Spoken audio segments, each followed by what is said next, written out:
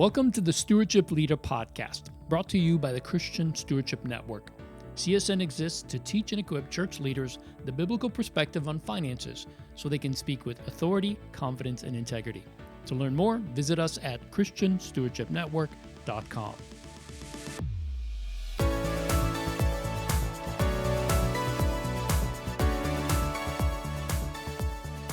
Well, hey everyone, welcome to Stewardship Leader. I'm your host, Leo Sabo. Today I have Dr. Shane Annette with us. Dr. Shane has been with us before. We did a 4-part series just recently on investing. Hope you can catch that if you haven't had a chance to listen to that. But want to welcome him and to go over a content that he's covered at our annual forum, was just about a month and a half ago. And he did a specific workshop that I think is very important. And it was titled Creating a Transformative Financial Workshop. And he has a process that he's going to go through today to help us understand how to do that within our own context and our own churches. But Dr. Shane, thank you so much for being with us today. I appreciate your time always. Yeah, no, thank you for having me. It's a pleasure. Very good. Well, I want to dig right into this content. This was a workshop that I sat in, and I really love the way you brought this about and how thorough you went through. And I know we probably don't have time for all of the content that you covered, but we do have a handout, and I think you'd be willing to share that with everyone so that they have really more context of what you covered in the workshop. But we want to cover some of the things that you touched on. That's 5 specific things that you touched on. First of all, let's go into why is this a need in churches? Yeah. So it's clear that people are woefully undereducated around money, and it's a felt need. So money is the top anxiety amongst both Christians and the general U.S. population. There's not a lot of financial education happening, and it's appropriate to have some of that happen in the church because money is something that affects our hearts. It's something that affects our faith. And Jesus even says over and over again how money and faith often are at odds, and we should learn how to integrate our money lives with our faith lives. And what's happening is you see the need. You also have all these really poor financial outcomes. So you have really low savings, really high debts. So emotionally, there's problems. Just practically, there's problems. And so then, as a church, what do? So the traditional approach is let's just create a workshop. Let's do a sermon. And when you're trying to think about a workshop, there's just so many different kind of ways to help. And the traditional approach is, well, there's a lot of lack of understanding about money. So let's do financial literacy. Let's focus on, creating just a content, a workshop that just gives you all of the facts and figures about money, about credit, about budgeting, about saving. And the problem is if you just give people financial literacy, the studies now are showing, and there's a lot of good studies coming out, showing it's a temporary to negligible impact on people. It doesn't create lasting change. If you just give people facts and figures, they actually, most of the time, are going to kind of shake their head, perhaps, feel like they benefited, but over time, it doesn't create a lasting change. And so the need is to figure out how can you structure a workshop that provides the felt need, the information they need, but also creates a lasting change and moves people in a way that really meets that felt need that we're seeing. Yeah, that's good. I mean, we are looking for transformation, not just information. And often the information is not actually what they're lacking. Budgeting, managing your money is simple math. It's not difficult. But like you said, it's not really just a financial issue. And it's not just about teaching tools or helping people how to do that. It's more of the application. And that's where the heart, that's where the spiritual dynamic comes in, the emotional. So you talk about financial decision making framework in the workshop. Would you define that for everyone and then let's go through each one of those. Yeah, sure. Let's use the kind of fishing analogy. So most people nowadays, they say, well, everyone is hungry, so let's give them a bunch of fish. And that's just financial literacy. But how much better in a workshop to actually train people how to fish, how to make financial decisions. So let's not just give you financial information. Let's train you to become better financial decision makers. And then there's everyone's situation so different that it's difficult to just give information because they don't quite know how to apply it. So I have a financial decision making framework. And what was so fun about this is It was developed and is being implemented at Stanford University. So it has this incredible kind of foundation. And a lot of it was developed by Stanford professor BJ Fogg. And he's just this like innovator in behavioral change and behavioral action and theory.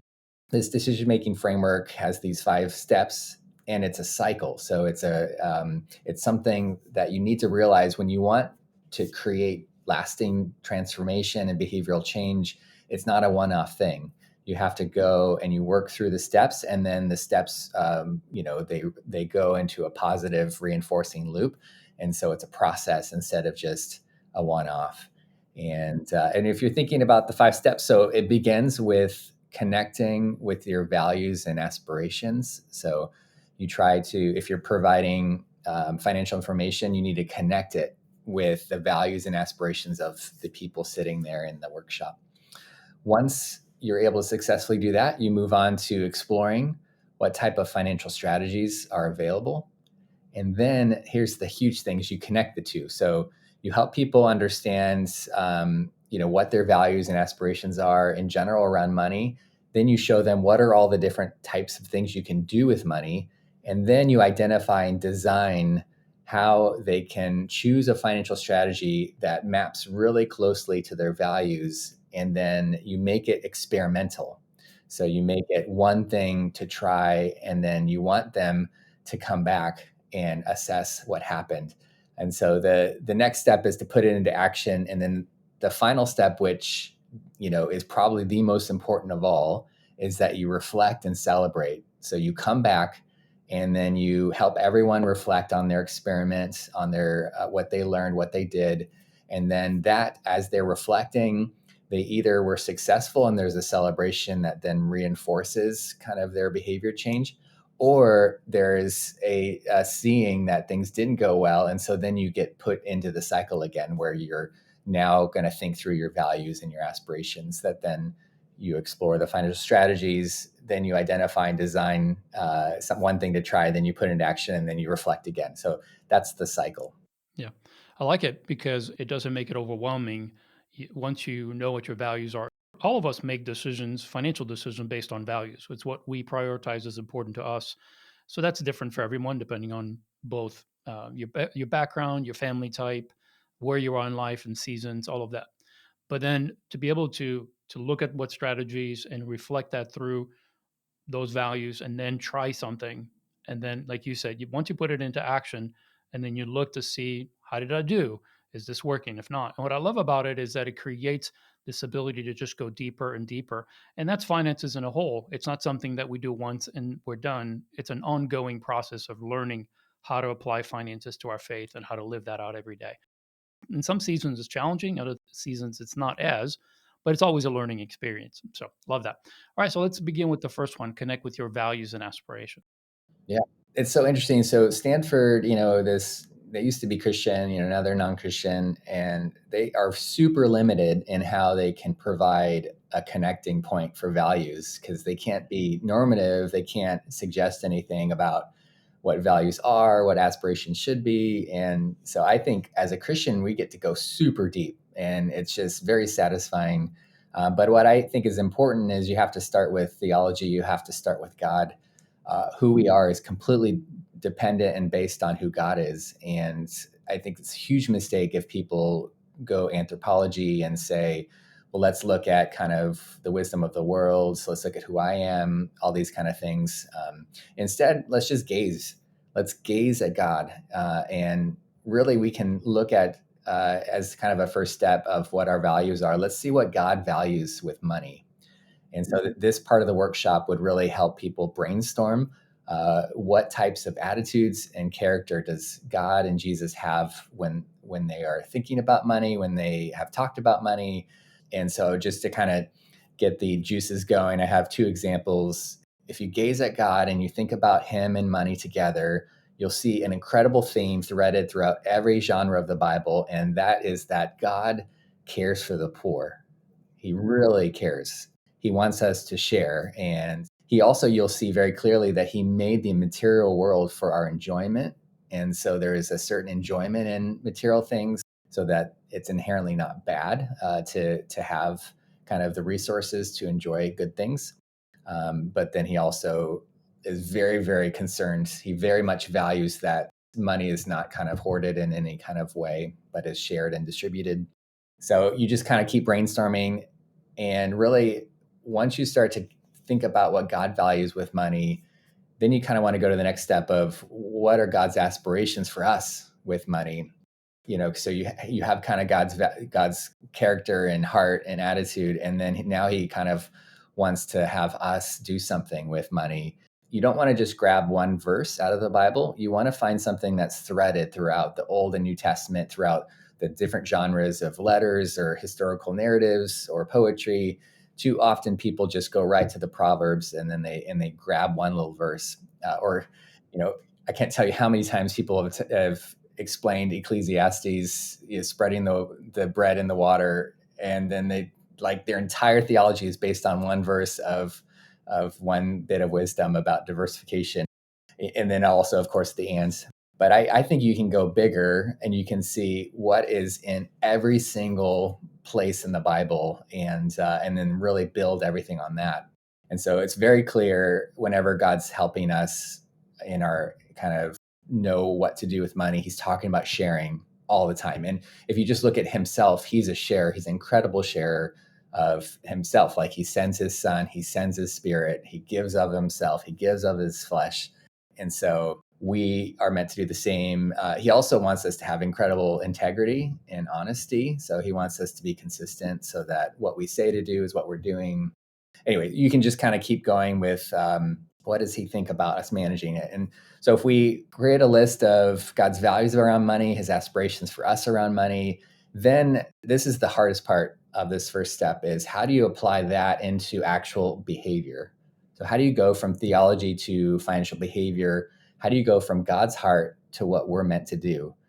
The workshop here that I've been building through my research is that I think one of the great ways of moving from theology, big picture kind of things to actual behavior is to use metaphor and to use a type of art. Too often people are presented with this really difficult, big view of God. Oh, it seems like he wants us to give a lot, and then it just seems overwhelming. And so then they say, let's create a rule. Let's just do a tithe. And but that's not really biblical to create a rule. We're under grace now. And so I think metaphors are how Christ helped us get on the ground with the kingdom, with being a paradoxical citizen of the kingdom where, to lose is to gain, to die is to live. We're meant to both save all you can, give all you can.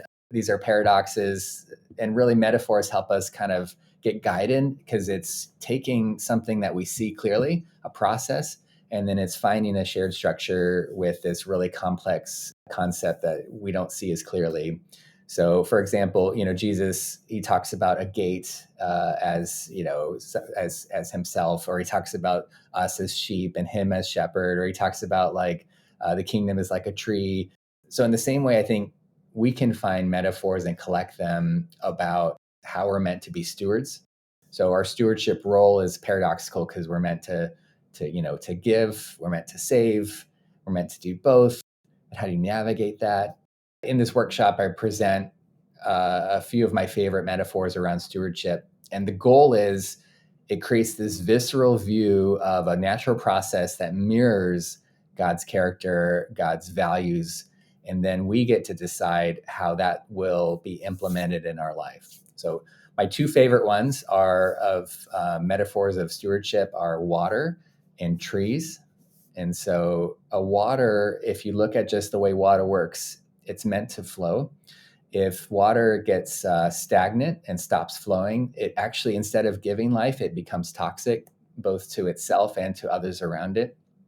In the same way with money, we're meant to let it flow. As we receive it, we're meant to pass it along. It doesn't mean we empty ourselves. We actually need a little bit of some, a deep level of water to keep the flow going. So that would be a type of saving, a type of stewardship. But in the end, the purpose of the water is to flow, and that's a health for us and for others. The tree receives resources from the sun and the rain, it saves a bit of it, but if it oversaved it, it would get bloated and exposed to predators. If it undersaved, it wouldn't survive the winter. But the whole purpose of a tree saving nutrients is to produce fruit in and out of like every season. It doesn't say, let me maximize my savings now so that I'll produce a crazy amount of fruit right before I die.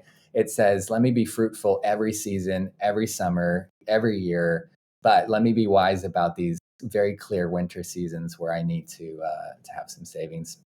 So once you kind of work through what God values with money, what He wants for us with money, what metaphors help you kind of what resonate with you, what type of metaphors resonate with you, then you create a financial mission statement about how you want to be with money in ways that are consistent with who God is and with these metaphors of stewardship. So, for example, you could say you want to be generous and care for the poor in a way that you save your resources like a tree only for the purpose of producing fruit in every season of your life. Or you want to be like water and always flowing towards the needs of others, particularly those who don't have as much. But you're still going to save because you want to keep that flow going. And if there is these seasons where the droughts come, you want to keep the flow going. So create that mission statement where you're connecting to God, and then that leads you to the next step. I love that. I just love those two metaphors because it so clearly defines a balance in how we are to manage our finances and really our stewardship across every area that God has entrusted to us. It does give that ability to say, God has given us resources to enjoy. You said that at the beginning. That's one of the things that God does is that He is a sharer. He loves to give us things to enjoy. So, but at the same time, if we become like the water being built up or boarded up, so to speak, then if we hoard too much or if we just do it for ourselves, then it does become unbalanced, unhealthy. And same thing with the tree. I just love those metaphors. Those are great. I'll probably be using those in the future teaching. Thank you for that. Yeah. All right, so let's go on to the next one. Explore financial strategies. And real quick, it even is more powerful with water when you look at the Sea of Galilee. So I love showing the Jordan River feeds into the Sea of Galilee, and that same Jordan River feeds into the Dead Sea. And the Sea of Galilee is teeming with life because it has this outflow, whereas the Dead Sea has no outflow. And so the salt builds up and everything dies. And so we have a choice in our life to be the Dead Sea that just keeps receiving and not outflowing. And it may be a bigger body of water than the Sea of Galilee. But when you're Sea of Galilee, you get to actually be useful. And the Dead Sea is kind of dead to all of its, people around it. So that's another one to kind of help. All right, now this is the next step is the traditional financial workshop. So this is where you help educate people about what's available about financial strategies. So now that people kind of have a sense of what their mission is around money, what God cares about around money, what their values are, now you want to say, well, here's a bunch of things you can do with money. But they're going to have different eyes. They're going to look at it and say, of these different things you could do with money, what will help me fulfill my financial mission? What will help me become most alive to my purpose and my values around money? And so, what's cool about this, if you do view financial workshops as a process where you're going to keep coming together, you can continue to present new types of financial strategies. You don't have to give them everything available. You can just give them a list. And so, I have 8 potential strategies. And what you do is for every financial strategy that you work through, you rank them from not very effective to very effective for achieving your financial mission. So you can give kind of like a scale of 1 to 10. So as they see this first financial strategy, they'll say, all right, is this something that will help me fulfill my mission? And they could be real strong, like, yes, 100%, or they could be kind of mid, or they could be saying, this isn't going to help at all. I'm going to ignore this one.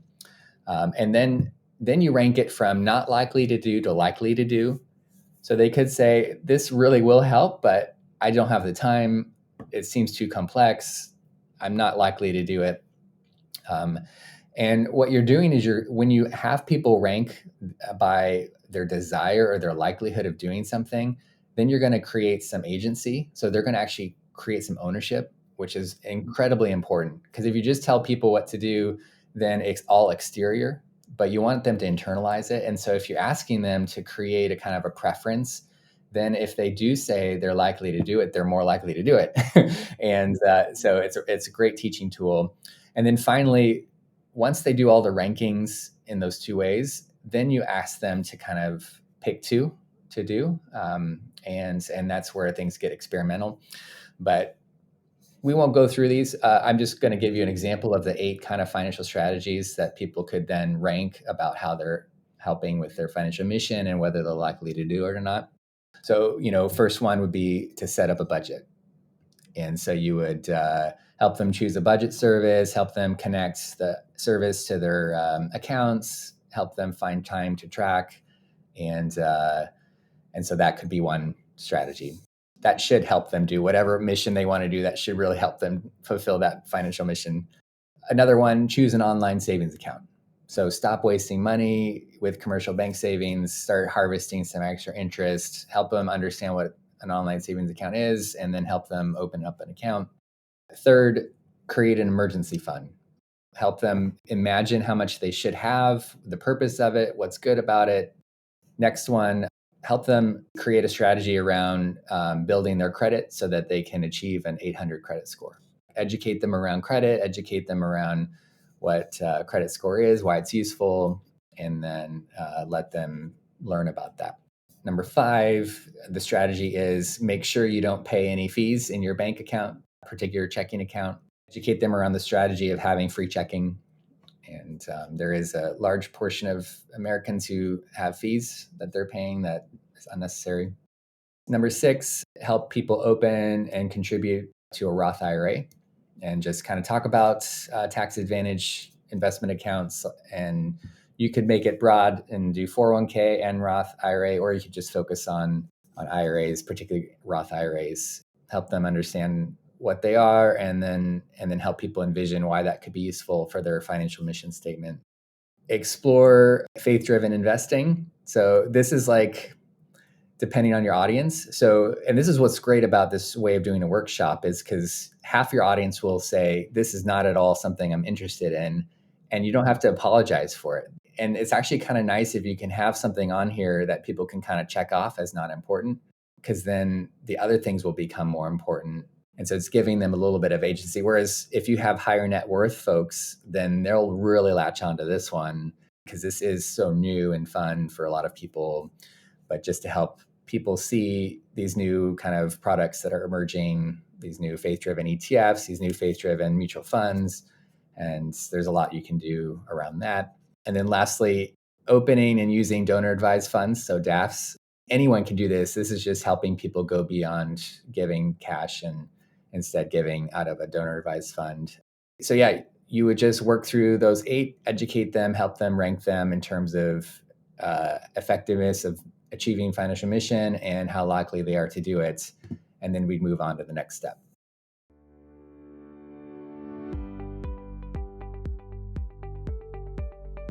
Since 1980, Christian Financial Resources has been a movement of believers stewarding resources to fund ministry and change lives. Managing over $900 million in assets, CFR has funded hundreds of projects like church buildings and schools. Explore their loans, investments, and stewardship services at cfrministry.org. Very good. I noticed getting out of debt wasn't on there, and I'm just wondering, do you consider that as being part of the set up a budget, an emergency fund, and it's just something they would have to deal with, or is that something that you'd want to address specifically? I'm sure you don't have a comprehensive list, but those are probably the most important ones. Yeah, it's highly customizable on your church body and who's going to be attending the workshop. And so these 8 are kind of for the solid group that's not struggling. At Christian Stewardship Network, you guys have created this idea of 4 different types of groups. And so this one is more geared for the people who are not drowning in debt. And it will get talked about in terms of, like you said, the emergency fund as well as the 800 credit score. But it's not talking about specifically debt repayment, Snowball or Avalanche, all the different stuff around debt repayment. If I knew there was a lot of debt in the congregation, I would want that to be a front and center financial strategy. So yeah, dependent. That's good. All right. So the next one is identify and design one thing to try. So you have obviously your values, aspiration. You've determined your mission. You have these financial strategies. Talk about identifying and designing and then trying these out. Yeah, you can pick one or two things to try. And the huge mindset change here is that you're telling everyone this is an experiment. And you don't tell people you are now you're locked in for life. And it gives so much grace. And with money, it's so intimidating. It's a new frontier for people. If they know that there's going to be a follow up and they know that it's going to be an experiment, then they're more likely to do it and they're more likely to enjoy the process of it. People may be so gun ho that they'll want to try all 8 things, but you want to prioritize. So you want to give people the top 2 things to try. And so they'll write it out, and they'll be on tables. So they might have like a table leader that will help kind of like process what to do. And so then we go to the next step of once you write out the 1 or 2 things to try first as an experiment, then you need to figure out how are you going to actually put it into action. And this is like never talked about in financial workshops. And this is all of the theory around actual kind of making something happen, the actual behavior change. And if you've ever read the book Atomic Habits, which it's such a fantastic book, and I'm so grateful that it really is something that when I ask, has anyone read this? At least half the room usually raise their hands.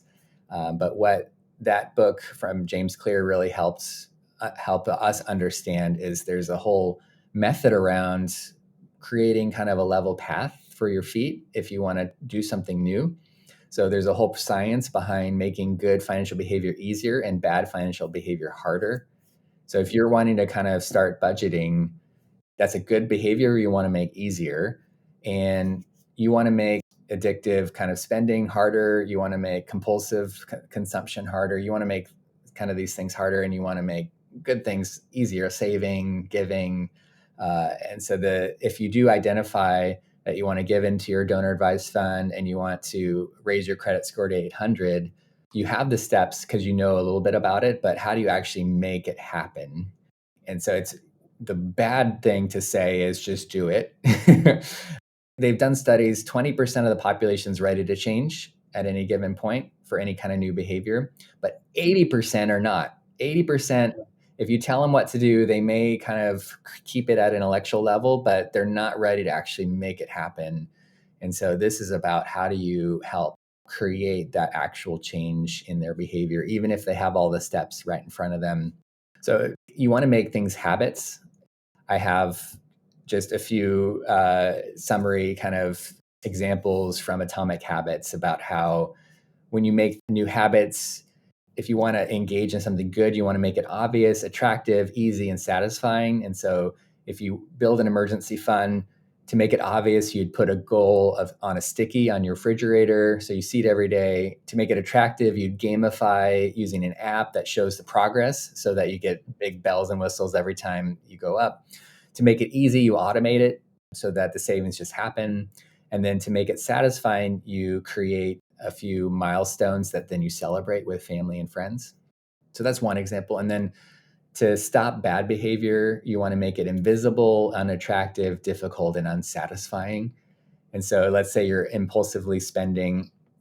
You can make it invisible by putting away your phone at night and deleting shop apps. You can make it unattractive by putting into place a 48-hour cool-off period. That one's very effective if you can make it happen. You can make it difficult by keeping a minimum amount in your checking account, making sure you don't have too much money in there and everything else is in a savings account that's harder to access. Also, you could make it difficult by adding an accountability partner who would yell at you if you did something you said you didn't want to do. And then you can make it unsatisfying by tracking every day you're spending, because then you see it and it's very not fun at all to see that you're not doing what you want to do.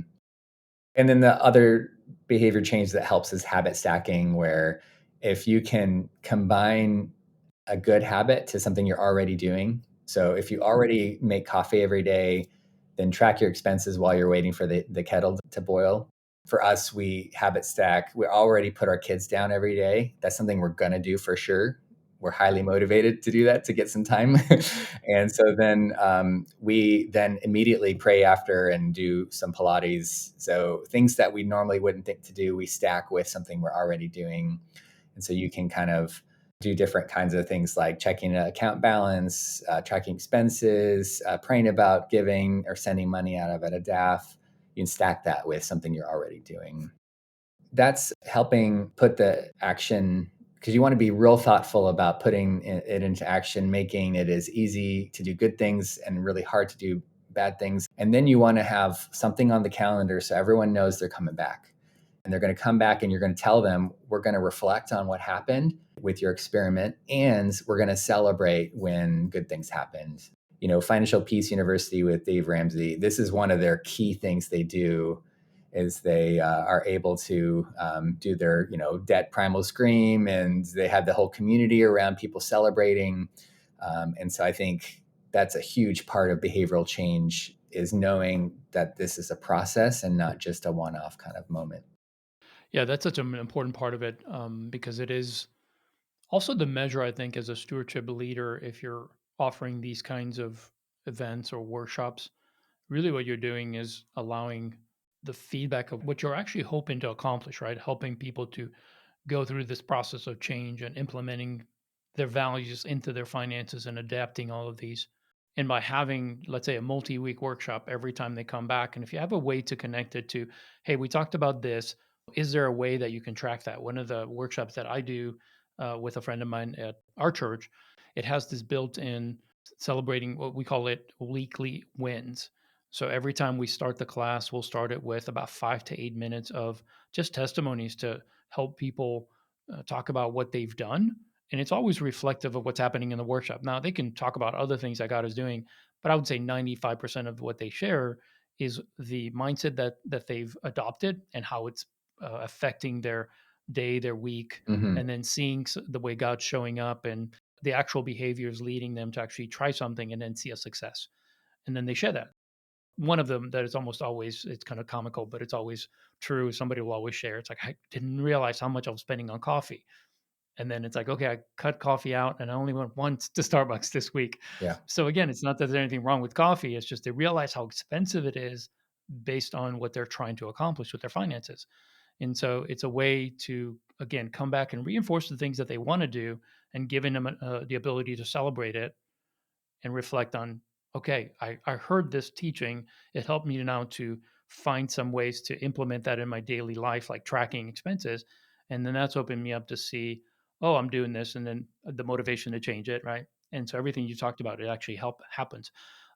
One of the other things I'd love for you to go into, especially for the leaders that are listening, is when you do the reflect and celebrate, what are some of the things that I think a leader could benefit as they're watching that behavior? How do you particularly use it when you're teaching and you're seeing the behavior? Because sometimes the behavior doesn't follow, it's not as consistent as you wish. Yeah. So, what do you do and how do you address that to make it more successful week to week to week, especially in a multi week type of environment? Yeah, you can.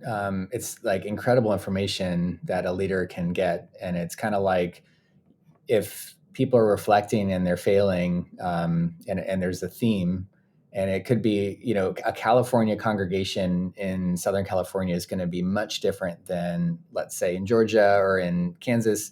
And depending on the socioeconomic group that's shown up, and there's usually a big range of types of people. But what's so nice is the group itself can become more self-aware, and the leader can also start to direct things. If they weren't really moving in the direction, let's say the 8 strategies you presented were too focused on saving and investing, and that's not where the group was. Like, the group really needs to be focused on just the basics of debt repayment and credit.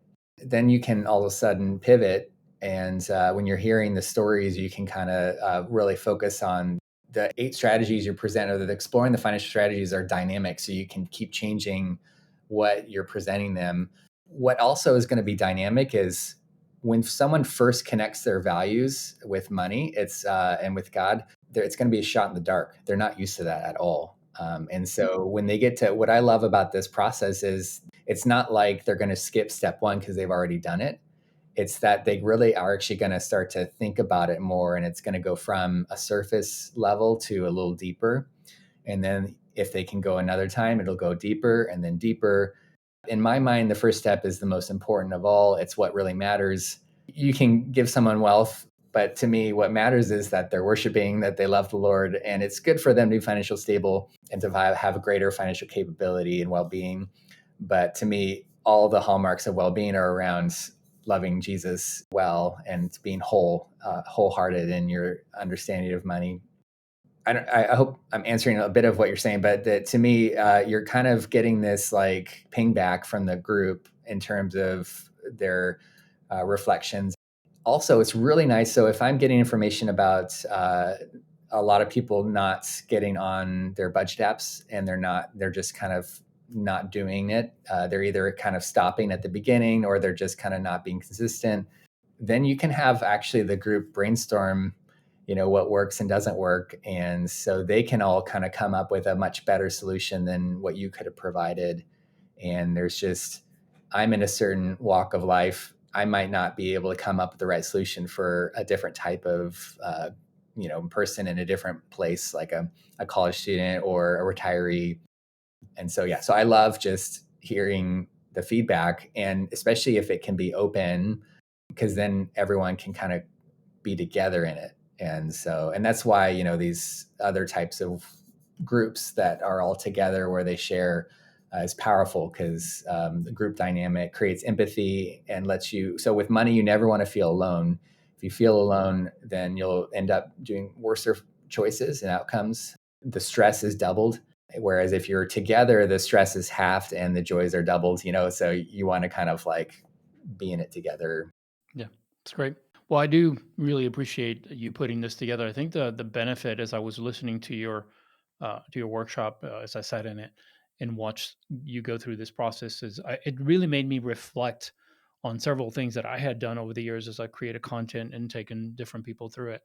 And it really gave me kind of a fresh perspective. I think a lot of it I was already doing, but I just love how thoughtful this approach is of, again, setting the foundation, making sure that you're connecting this financial behavior with values and aspirations, that it's not just a financial transaction, which so many times the world, especially whether you're Christian or non-Christian, the world paints a certain picture of what money could do for us, or how we are to succeed with money. And if you start on the wrong path, you'll go in the wrong direction, right? So setting the values and aspirations first and bringing it back to, hey, this is, we have been given all these things to enjoy, but they can also be a trap. So what does the gift become? The actual, change that you put on, instead of the freedom that God has purchased for us.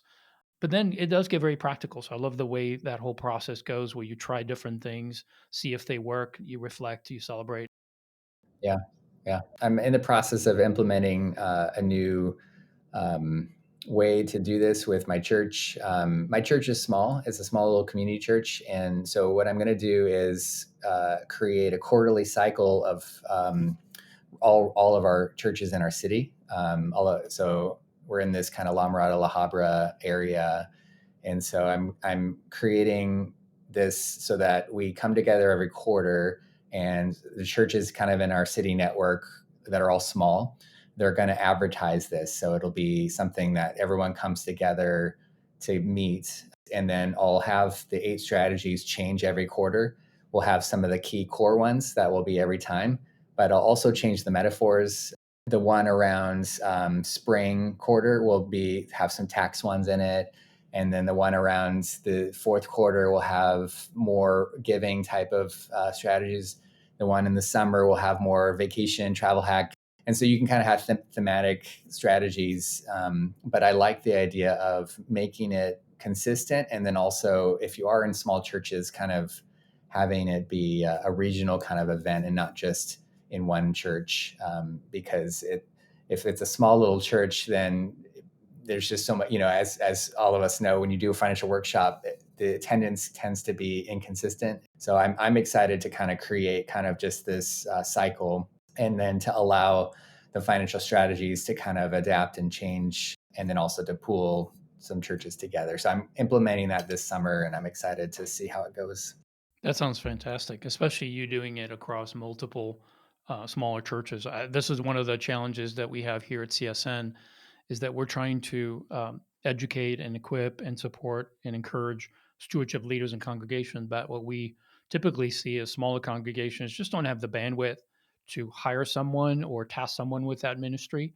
And it's so important for them still to do it, no matter what the size of the church. Everyone needs this discipleship. I love the fact that you're actually looking at several small churches to come together and offer this. That's an answer to probably a lot of pastors in those congregations wondering, like, how do we do this? And so many pastors don't feel equipped to do it. So that's excellent. Thank you for doing that. That's amazing. Yeah, so I'll keep you posted how it goes. Yeah, please do. Please do. I'd love to hear.